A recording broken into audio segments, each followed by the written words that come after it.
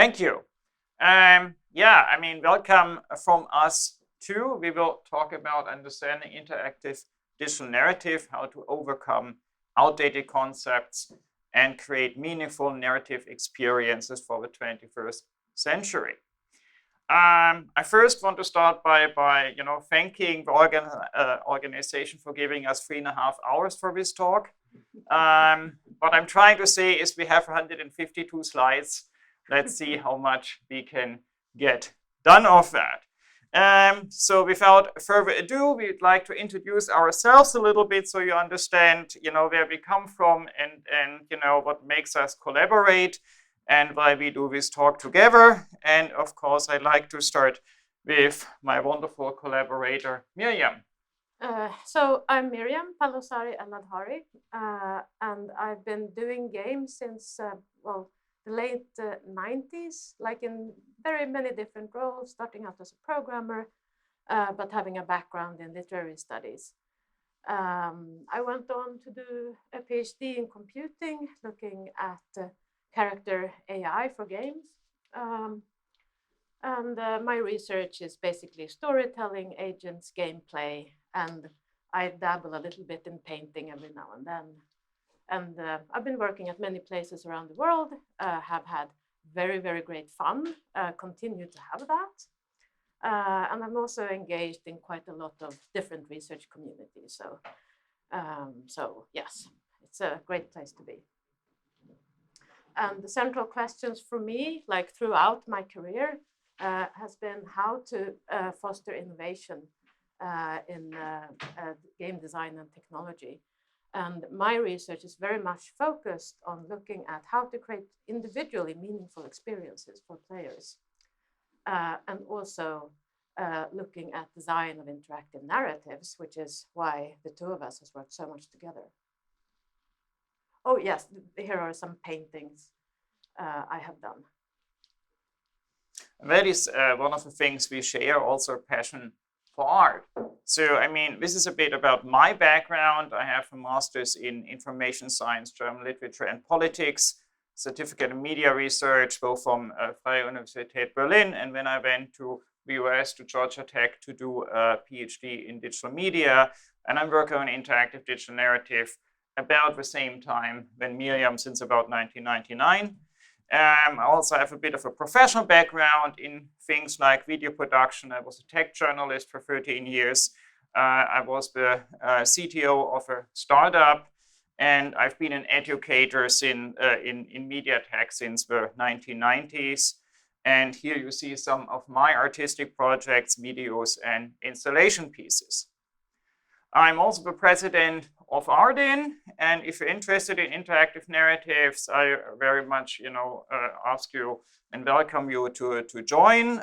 Check us out here at arden.online.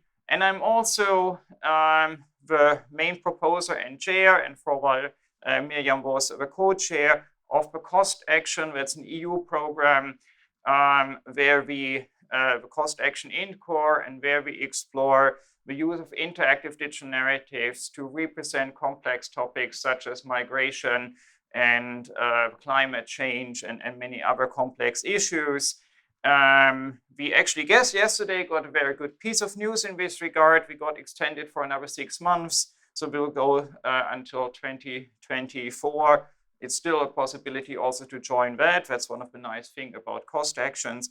And we have more than 200 members from 40 countries right now. All right, change of topic. And by the way, this is one of Mirjam's wonderful paintings. Yeah, and this is actually on the cover of Hartmut's new book, hot off the press. And much of what you will learn in this talk is written and described at length here. And there's a real tour de force, which is not so common to have a theoretical framework which is useful both for developing and designing interactive narratives, as well as analyzing them at depth. And now I feel slightly embarrassed. Okay, no, you shouldn't. Good. All right. So, but yes, you will recognize this is also the cover of the book. All right, let's go to our actual topic, the challenge of interactive narrative. All right. So, I mean, we all know that story and narrative differ from games, right?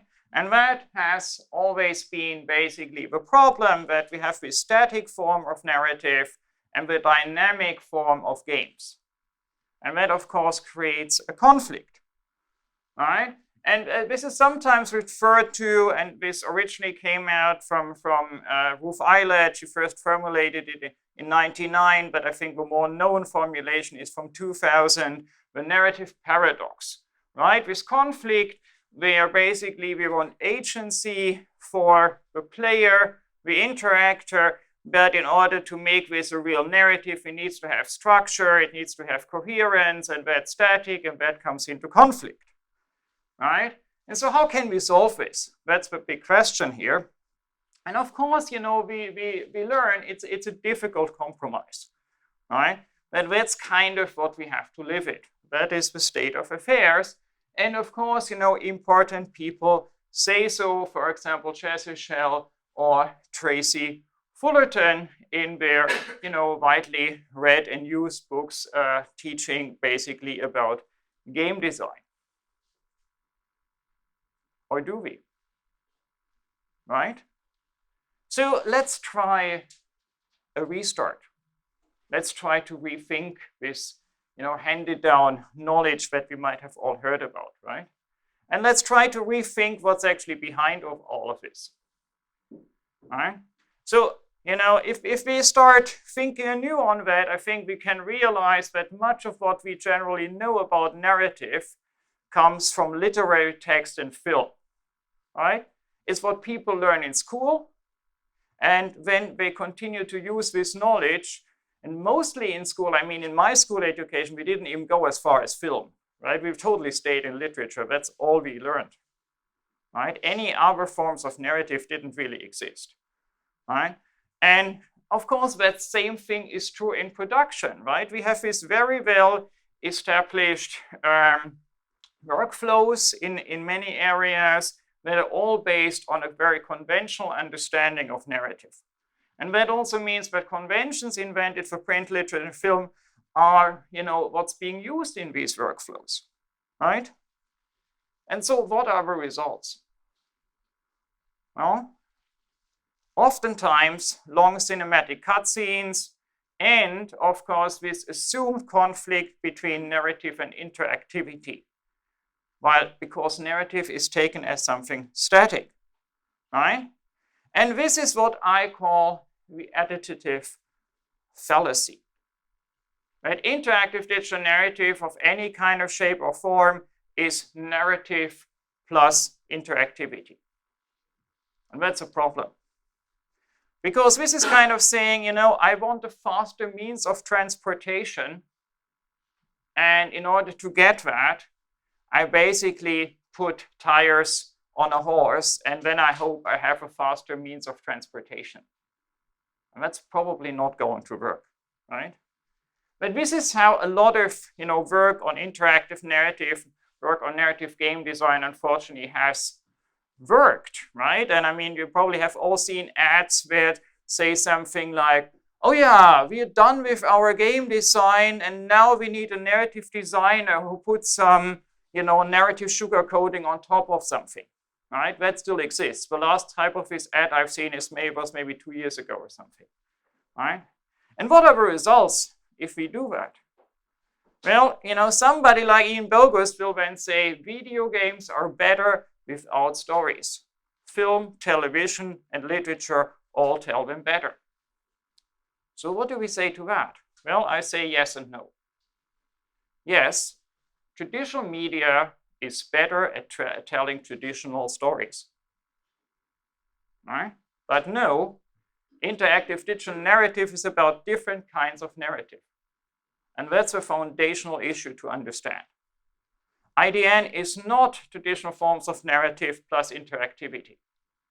It is instead something that foundationally requires interactivity to start with. And that's why I say IDNs are new types of narrative. And that really needs to be understood. Or for example, Marian Fan talks about you can't think of it in terms of previous mediums because it's so completely different. That's really what it is. right? I'm sometimes astonished to see that people, say, okay, I mean, we need a new theory to understand film narrative, but yes, we can somehow use literary theory to understand game narrative. I mean, if we need new theory, a new concept to understand film narrative in contrast to literary narrative, we clearly have a much bigger jump towards interactive narrative. So this is not a faster horse. IDN is not just traditional kinds of narrative plus interactivity. So what is actually interactive digital narrative? Well, I can offer my definition for that. IDN is a narrative expression in various forms implemented as a multimodal computational system with optional analog elements and experience for a participatory process in which interactors have a non-trivial influence on progress, perspective, content, and/or outcome. Which of course means to say there's different ways how this can be implemented. Just as the printing press basically allowed everything from the novel to the newspaper article and the short story and many other forms in between, interactive digital narratives is not only one form. And for example, it means something can be interactive, we can have different paths to the same ending. And just because the ending doesn't change doesn't make it an interactive narrative. That's another thing often misunderstood. Or sometimes I tell students when we say, but it didn't influence the ending. I'm like, there's this thing called life, and we all know how it ends. And that's not changing, but most of us find it quite interesting. So let's not be obsessed about changing the ending. Right. So it's not your narrative of old. In an interactive narrative, interactors influence the virtual world and are co-responsible, and of course that's one of the important things, for the narrative experience. Interactive narrative is the work is dynamic and reactive, and the audience are participants. And why do I talk about interactive digital narrative and not just narrative video games? Because narrative video games are one variety of interactive digital narratives, but there's others. There's interactive documentaries, there's journalistic interactives, there's VR, XR experiences that are also not games. And it's also great to learn from each other in these different varieties of interactive digital narrative. So what is specific about interactive digital narratives? Well, interactivity. Right? The artifact is a dynamic system. Audiences are interactors and creators are system builders. So if we want to express that sort of in visual form, we can say, if we think of traditional forms like the book, and movie production would add additional, elements here, but, we create a fixed output, right? And this is not what we are doing with IDN. We're creating something, a computer with software, a hardware, software conglomerate, and we have interaction, and then from that an output can come, and we can fix that output by, for example, recording it, right, with a video camera or with recording a game session or something like that. But we have additional elements not available in traditional forms of narrative. And that also means we have a very different audience position, right? With these traditional forms, the audience encounters the fixed, finished product. In interactive digital narrative, we encounter computer with software. We are part of the interaction that creates the output, right? And of course, another important thing to realize is different interactions create different outputs, right? From the same artifact, if we do different things, other outputs can come. And of course, if we think of procedural generation, N can become a very, very high figure nowadays, right? We know that since No Man's Sky. Yes, I understand the release was not great and everything, but it still was able to create, what, 14 trillion planets, Mirjam, right? Something like that. And of course, now we have things like Hades and Dwarf Fortress and other procedurally generated things and we will have more and more of these procedurally generated systems. So that also means in terms of analysis, close reading of 14 trillion different, playthroughs becomes a problem, right? But let's go back to the central question of what is interactivity, right? And I think interactivity is several things, and that makes it so difficult, for example, in talking to literary scholars. So there is an interactivity that is connected to all forms of media. And I call that interactivity 1. And it's an interactivity of interpretation and speculation. And we've known about that since, the late 60s, right? Death of the Author is the famous essay by Roland Barthes, who basically says it's really the reader who creates what is understood. We have reader response theory, that's Wolfgang Iser, that's the early 70s, the idea of the readerly text. None of that is new, right? But this is, again, it's interpretation and speculation. It's like, what happened? What will happen next? The house looks like. Oh, that was a wrong move by the character, right? And that is interactive. Of course, when we read, let's say, when we read some Gothic novel and there's a description of a castle there, I mean, we all imagine a different kind of castle. And of course, that's an active thing that our brain does, right? In that sense, this is interactive.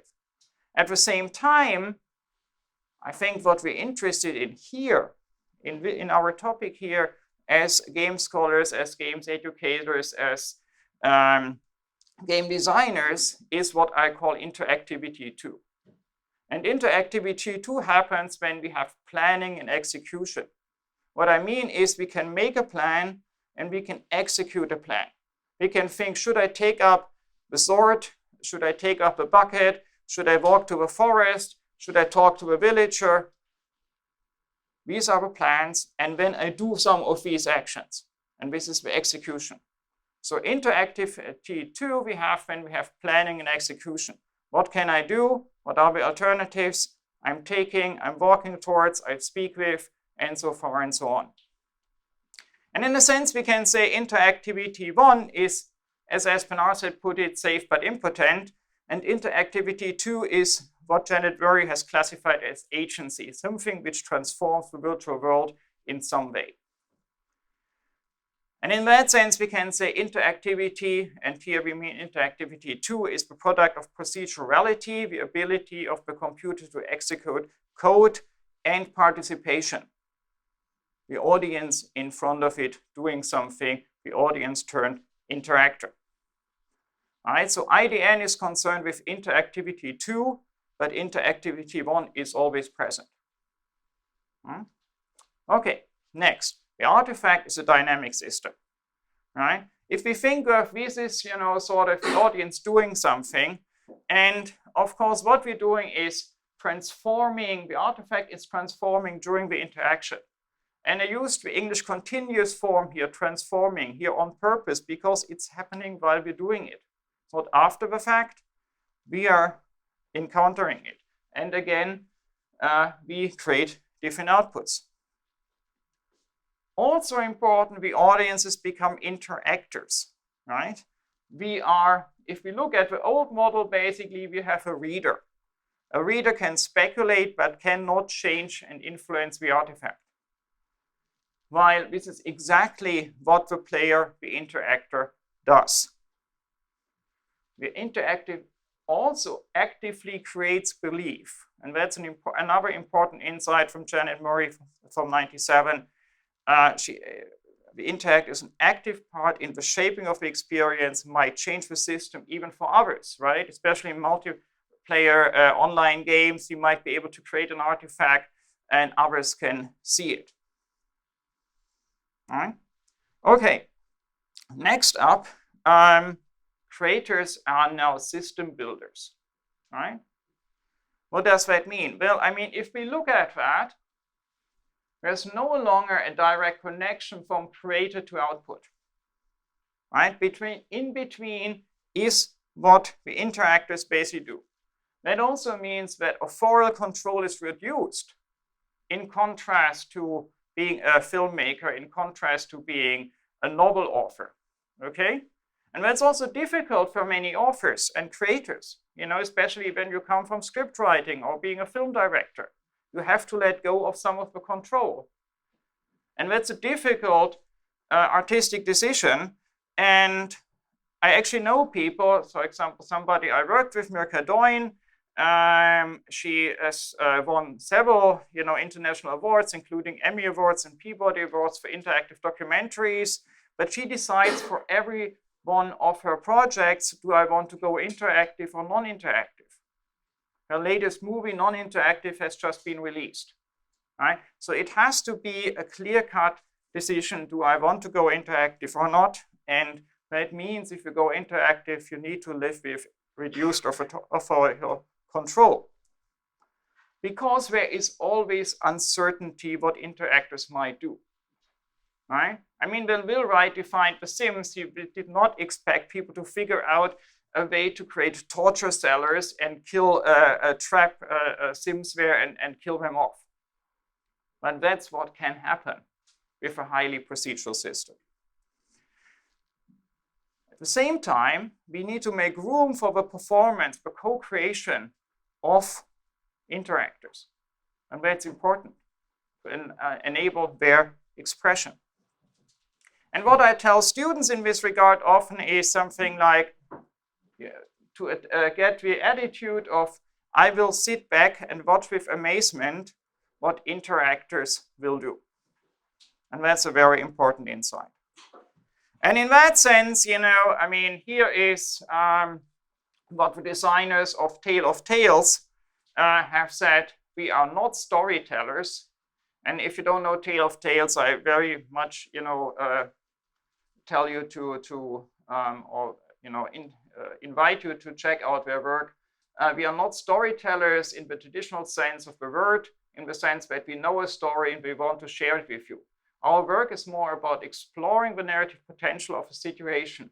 We create only the situation, and the actual story emerges from playing partially in-game, partially in the player's mind. I think this is a, you know, very clear understanding here. And in that sense, the idea in system architect is no storyteller, narrator, author of old. They are system builders, narrative architects, as Henry Jenkins has called it. Mirjam, I call it system builders. And Mirjam will now tell you exactly about that. Well, so this is an example from my work. I have always been very interested in how do our minds work. It's something that is hard to analyze. Marvin Minsky said in Society of Mind that it's very hard to analyze what you are yourself.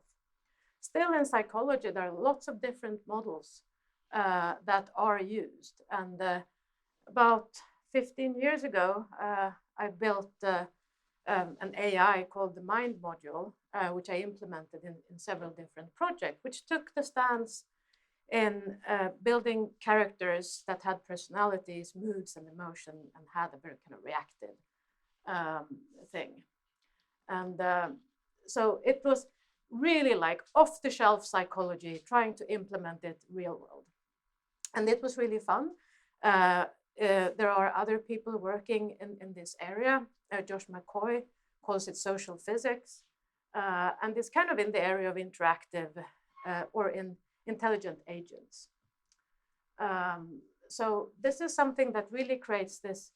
Often what it comes from is this want for the holy grail of having the perfect sandbox system where like dramatic drama will just happen because you have designed the system so beautifully. Then of course, we realize that the player needs some guidance. So like later on, there has been lots of work done by that. I'm not sure where we are in the slides. But here I made this kind of huge system where each little thing that someone did towards each other could have a specified reaction according to that. And people were playing that one, and they had different types of affective actions that they could do on each other. I actually did this here when I was working at Gotland University as part of my PhD. So some of you already know about this.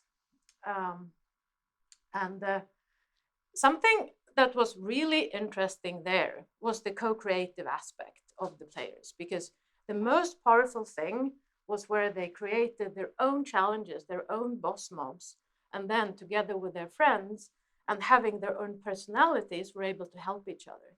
So you had these really kind of frantic situations where someone like, okay, there's my mother, and she had done this and this, and the other player asks, but why did she do that? I don't know, but we have to forgive her now. So you had these kind of things happening. And when I was done with that back in 2010, I thought that, all right, how can I isolate these features and make it like take the best bits? So I then started to look at board games. It all started with trying to paper prototype, like doing a kind of minimalist design experiment. How far can I get with 2 6-sided dices or die? Looking at the curves of the probability and so on. So then I thought that, well, how about making a board game out of this? So I did that, and maybe you could take the next slide. And then I basically used the similar mechanics from that huge AI system, but put it into a board game and have that as a game. I think I finished that one in 2018, and then I got busy with life catastrophes and stuff. But now I have kind of started to make a new version, which is not kind of specified so much in the rules, because research into emotion has also shown that it's all built on words. It's on our own words and how we do that and how we react. Our emotional state and how we act, the patterns we do, is learned. It's not like the basic emotions of Ekman is pretty much disproved, like as an emotional theory. So the thing, and I just wanted to show this as an example of how it's possible to very simply, without computation, start making quite complex systems, as long as you give the right framing for the co-creative aspects for people. So that is kind of one thing.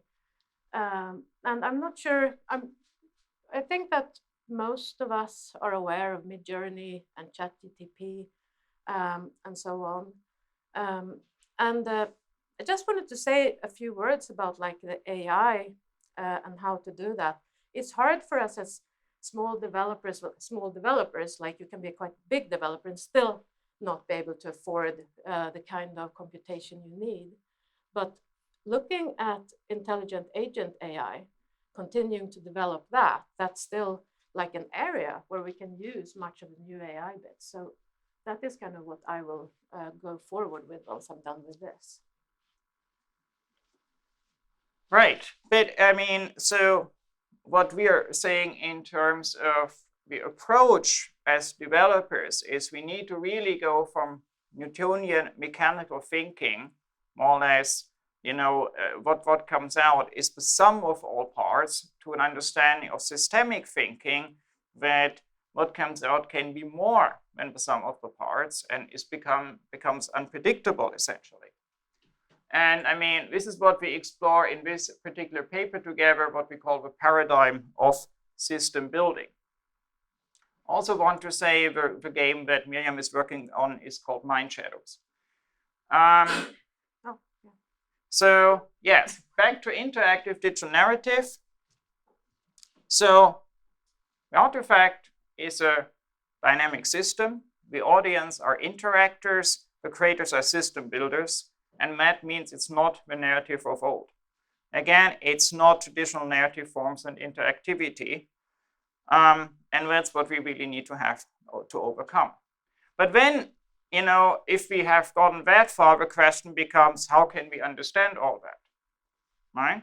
And maybe then we need to restart understanding what is actually narrative.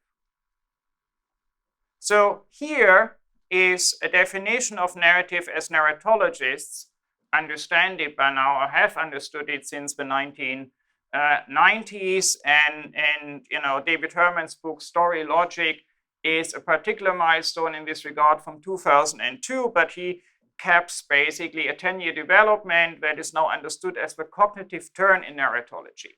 What it means is basically cognitive sciences and the insights in brain sciences affecting our understanding of narrative. So he sees narrative as a forgiving, flexible cognitive frame for constructing, communicating, and reconstructing mentally projected worlds. So what does that mean? He basically thinks that narrative is a cognitive function for sense making, and that means it's not tied to any specific form. Many different things, many different phenomena can evoke this frame that we have. In the stricter sense, that means narrative is actually not in a book itself, it's in our brain using the cues from the book to create the narrative. Right? And that also means that many forms of narrative exist that can differ from the mainstream Eurocentric model we have heard about in school. And here are some examples of non-Eurocentric structures, just to explain that. So one thing that I find always fascinating is the Japanese form of Kishotenketsu. Kishotenketsu is a 4-part structure that does not have conflict and it does not have a tension buildup. And it still works quite well, actually. Right? And what it does is essentially an introduction, more explanation, then surprise! Something out of nowhere that does not seem to be connected to the first 2 parts. And then the 4th part is used to explain how the surprising 3rd part is actually connected to the first 2 parts. And if you ever watched, and let's say, and this form does not only exist in Japan, it has other names in other countries. So if you ever watched let's say an Asian action movie and you were confused about the narrative, that might be the reason. Because it's not built on a Eurocentric understanding of tension arc and climax and other stuff. Right? And what you see on the other side is one of the many, many different models of African oral storytelling. That is a cyclical form that tells every story first for the child, then for the grown-up, and then for the elders. So it's multiclimactic, it's cyclical. Again, it works. Right? What that means is this. Ceci n'est pas un modèle narratif universel. You might have heard so, it's wrong, and it's about time that we overcome that. And we're so focused on overcoming many of these oppressive Eurocentric structures, so that's another one to overcome. It's about freaking time. And neither is this. Okay? So this is a very Eurocentric, patriarchal, misogynistic understanding from 1949 that got an outsized influence in the industry because the guy who wrote about it, Campbell, got hired by George Lucas. And when everybody heard, oh, that's the model to follow because Star Wars is such a big thing. Talk to a narratologist about it, this person will not even understand you because they were like, what old shit are you talking about? Talk to somebody in myth and folklore studies where Campbell came from, they're like, oh my God, this is, has so been invalidated. But talk to game developers, oh yeah, the hero's journey, that's what we need to do, right? And to make that more concrete, this is from Wolfgang Balk, and this is in, I think it was still called Gamma Sutra, but you now find it in gamedeveloper.com, the myth of the monomyth. He says what I've just said in different words, okay? So it's not only this weird academic here. I've done some work in this regard, some initial work. I gave 4 master students, each a geographic region. I told them to find non-Eurocentric structures. This is the result. There's plenty out there, right? So, this is an Indian structure, a Japanese structure, an African structure, and I think one from Latin America. There's a wide world there, and I think we could have an army of PhD students, for example, in Africa, finding such structures. One of the challenges we have is, for example, when it comes to African oral storytelling, we have a lot of records, we do not have a lot of structural descriptions that are ready to be implemented by narrative designers. That's the part that's missing.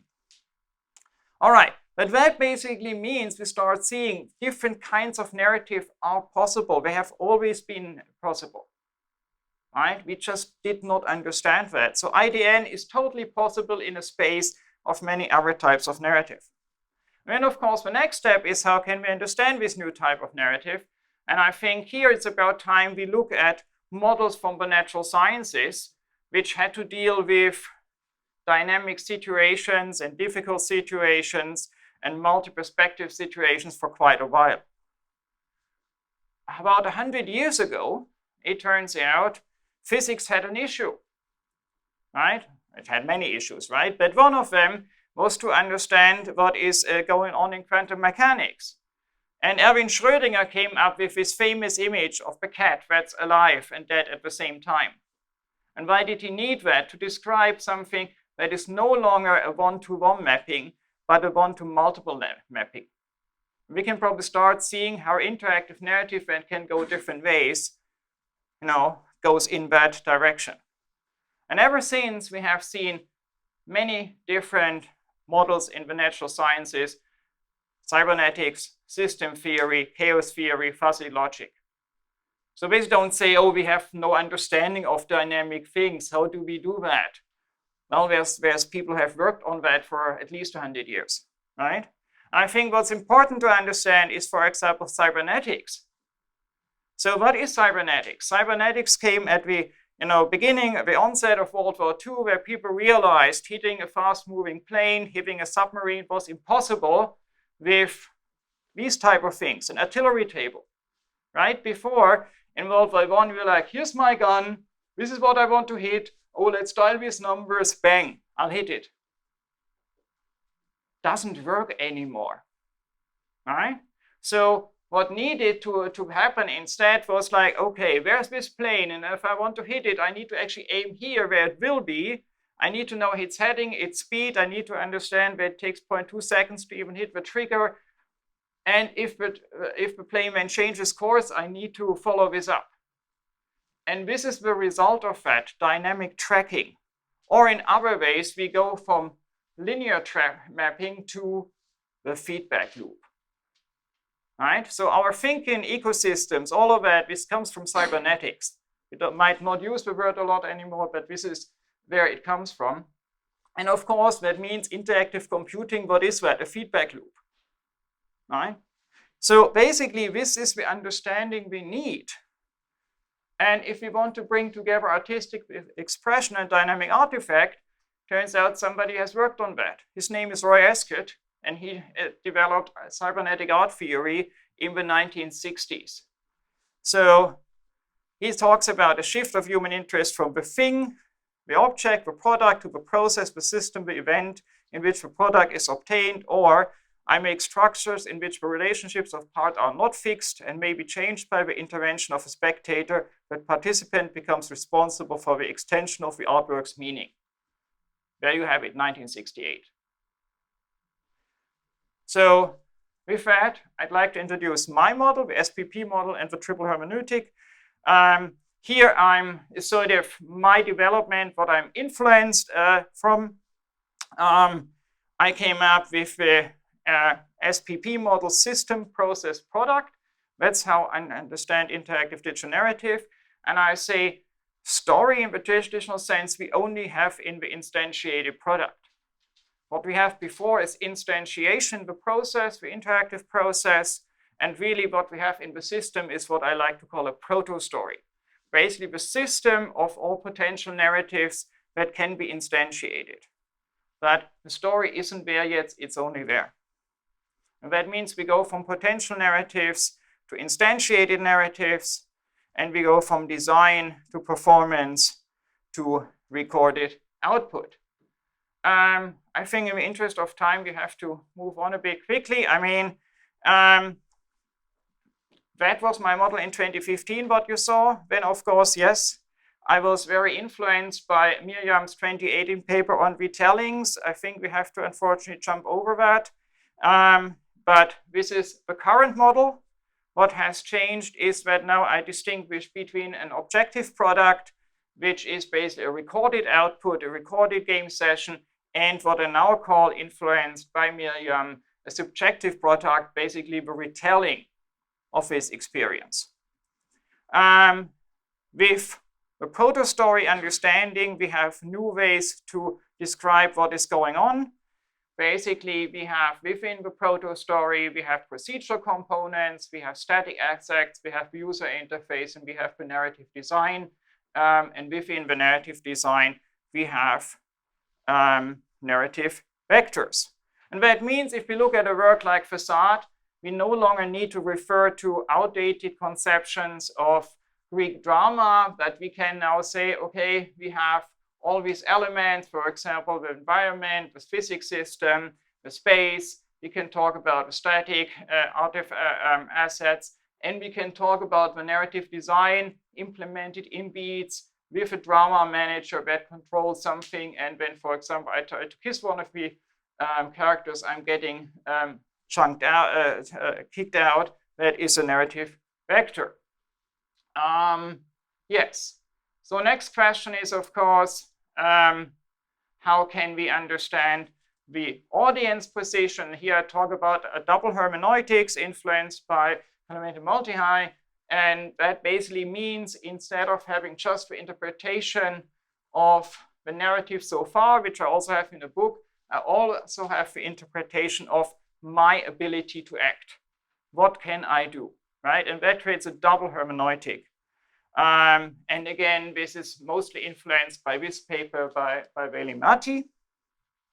What about replay? Well, of course, replay creates a memory. And that means from the second time on I go through, I have a third cycle of interpretation. That's why it becomes then a triple hermeneutic, because then I have to think of what happened beforehand, right? What did I do here the last time? Okay, going on to interactive narrative design. Well, there's many challenges. There's many industry myths, but I call them, along with Janet Murray, unproductive attempts to apply legacy conventions. And we need new conventions. That's what we're working on. This is novel for innovation. Even intervention is normal. It's not about narratives that can be conveyed well with other traditional forms. I think that's the most important thing. If there's something we can do well in a movie, fine, let's do a movie, let's write a novel. Nothing wrong with that. A lot of innovation still possible in that space, but we need to make a conscious decision when we want to go interactive. Some fundamental concepts, of course, come from Janet Murray. Interactor instead of reader, procedural, participatory, spatial, encyclopedic as fundamental aspects, immersion, agency, transformation, and also kaleidoscopic as aesthetic qualities. There's a relationship between these aesthetic qualities. One builds on each other and reinforces each other. And here is my way of understanding the design, also evaluating the design. It's what I call the idea and design triad, basically. What I'm doing here is I'm mapping over time these three different qualities of immersion, agency, and transformation. And when I reach the most outside, the most intense area, we get into kaleidoscopic, basically, insights, right? How to measure during development by observation, self-observation, qualitative questionnaires, focus groups.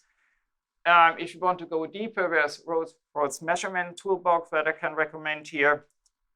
I think I talked about that already. Some general advice.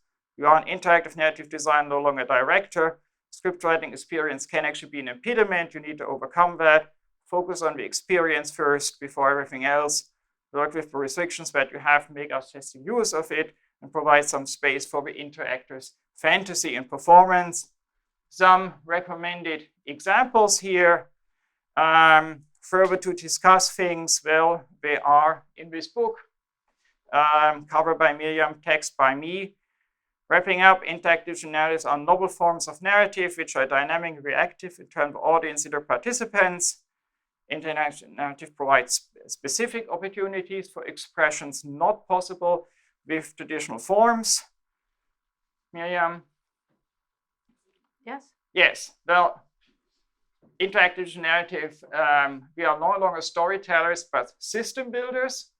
Yes, definitely. And I think we already covered that. So, Right. Yeah.